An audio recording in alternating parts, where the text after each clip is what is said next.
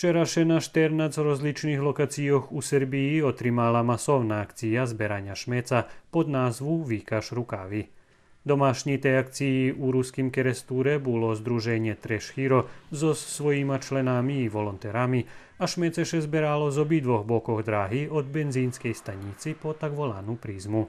Задоволені ми з кожну акцію, як года прийде, з оглядом, що wszystko волонтерське, що люди приходять з свою добру дзеку і волю, завіші від хвилі часто і від терміна, які заказані. Але, видите, і самі шмеці ми назбирали повно, було нас таман, з оглядом, що ми були на отвореній драгі і на такій локації, де також захтивніше за... Prosto za populaciju mali sme imali djecko, ktoré bolo so otcom, takže bolo nas rižnorodnih возрастов. Ruski Kerestur stvarno čiste mesto i kad kuzlem poživimo po Srbiji, već stvarno možemo vidjeti, že Kerestur baš čisti, bo je baš mesto, ktoré stvarno gadni.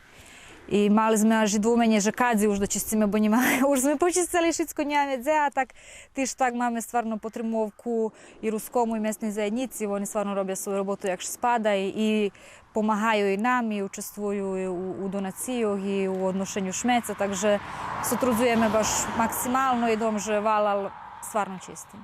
Hoč bola nedzeľa a ani chvíľa nebola najvýhodnejša za robotu po vonku, premocný i žimný vítor na otvoreným. Keresturským herojom nebolo češko vydvojiť daskeľo hodziny svojho času i pozbierať toto, co ktoška vyrúcel tam, kde mu nie mesto.